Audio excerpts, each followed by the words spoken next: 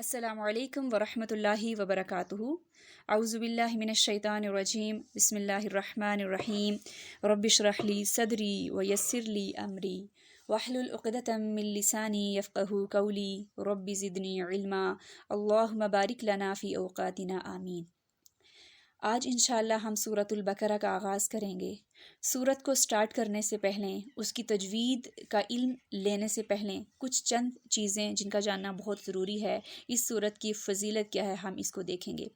اس سورت میں آگے چل کر گائے کا واقعہ بیان ہوا ہے، اس لیے اسے سورۃ البقرہ گائے کے واقعے والی سورت کہا جاتا ہے۔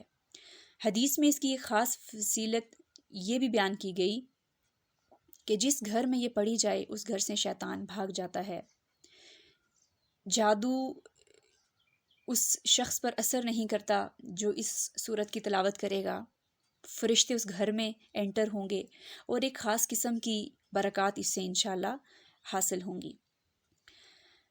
نزول کے اعتبار سے یہ مدنی دور کی ابتدائی صورتوں میں سے ہے، البتہ اس کی بعض آیات حجۃ الوداع کے موقع پر نازل ہوئی۔ اس میں پھر آپ دیکھیں گے کہ جیسے سٹارٹنگ میں ہی ہے الف لام میم، بہت سے لوگوں کو پتہ ہوگا کہ یہ کیا ہے، بہت سے لوگوں کو نہیں پتہ ہوگا اس کو کیسے پڑھنا ہے۔ تو بیسکلی ان لیٹرز کو اگر آپ قرآنی قاعدے کو اچھی طرح سے انڈرسٹینڈ کر چکے ہیں، وہاں پہ حروف مقطعات پڑھ چکے ہیں، تو آپ کے لیے آسانی ہوگی۔ ان لیٹرز کو کہا جاتا ہے حروف مقطعات، یعنی علیحدہ علیحدہ پڑھے جانے والے حروف۔ ان کے معنی کے بارے میں کچھ نہیں کہا جا سکتا، جسے ہم پورے قرآن کا معنی جانتے ہیں، ذالک الکتاب لا ریب فیہ ھدی للمتقین، کہ اس کتاب یہ جو ہے اس کتاب میں کوئی شک نہیں اور یہ ہدایت ہے متقی لوگوں کے لیے، لیکن حروف مقطعات کا میننگ نہیں بتایا گیا۔ اللہ سبحانہ و تعالیٰ بہتر جانتے ہیں، اور قیامت کے دن ہی انسانوں کو پتہ چلے گا کہ اس میں کیا میننگ ہڈن تھے۔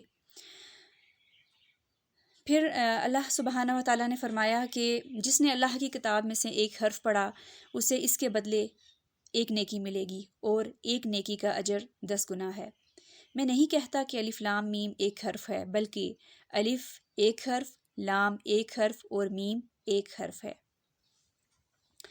پھر ویسے تو یہ کتاب الہی تمام انسانوں کی ہدایت اور رہنمائی کے لیے نازل ہوئی ہے، لیکن اس چشمہ فیض سے سیراب صرف وہی لوگ ہوں گے جن کے اندر سچی طلب ہوگی، جس کے دل میں مرنے کے بعد اللہ کی بارگاہ میں کھڑے ہو کر جواب دہی کا احساس ہو، اور اس کی فکر ہی نہیں، اس کے اندر ہدایت کی طلب یا گمراہی سے بچنے کا جذبہ ہی نہیں ہوگا، تو اسے ہدایت کہاں سے اور کیوں کر حاصل ہو سکتی ہے۔ پھر نبی کریم صلی اللہ علیہ وآلہ وسلم ہر ایک کے لیے بہت زیادہ حریص تھے، تو نبی کریم صلی اللہ علیہ وسلم کی شدید خواہش تھی کہ سب مسلمان ہو جائیں، اور اسی حساب سے آپ صلی اللہ علیہ وسلم کوشش فرماتے، لیکن اللہ تعالیٰ نے فرمایا کہ ایمان ان کے نصیب میں ہی نہیں ہے۔ یہ وہ چند مخصوص لوگ ہیں جن کے دلوں میں مہر لگ چکی ہے، جیسا کہ ابو جہل اور ابو لہب وغیرہ، ورنہ آپ صلی اللہ علیہ وآلہ وسلم کی دعوت و تبلیغ سے بے شمار لوگ مسلمان ہوئے۔ تو اللہ تعالیٰ نے یہ کتاب جو ہے یہ ہمارے ہاتھوں میں دے دی، ہمیں اس دور کے لوگوں کی طرح بہت زیادہ ایفرٹس نہیں کرنی پڑی، ہمیں کسی چھال سے ڈھونڈ کے، کسی پتھر سے، کسی ہڈی سے ڈھونڈ کے قرآن کو یاد نہیں کرنا پڑ رہا، اس کی تلاوت نہیں کرنی پڑ رہی، اس کی تجوید نہیں سیکھنی پڑ رہی، بلکہ ایک کاپی ہمارے ہاتھوں میں ہے، ایک مصحف، ایک قرآن کی شکل میں یہ ہمارے ہاتھوں میں ہے۔ پھر بھی اگر ہم اس نعمت کی قدر نہیں کریں گے، اس کی ناشکری کریں گے، تو یہ نعمت ہم سے چھن بھی سکتی ہے۔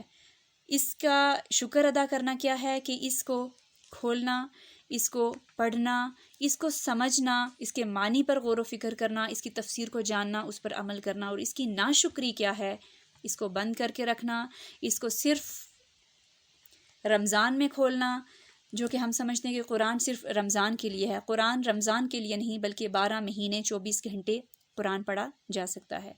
تو اللہ تعالیٰ سے دعا ہے کہ ہم نے اس سفر کا آغاز کیا ہے، اللہ تعالیٰ اس کو مکمل کروائے، ایک بار نہیں بار بار مکمل کروائے، اور اس کتاب کو ہمارے لیے حجت بنائے، فائدہ مند بنائے۔